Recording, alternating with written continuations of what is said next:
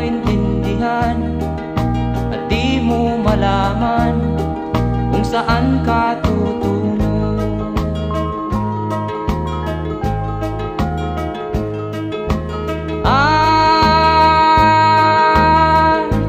Kung nakamit mo na ang pangarap,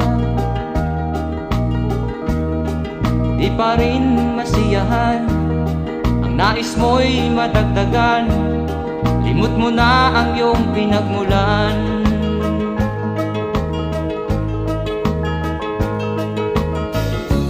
Bakit nga ba ganito?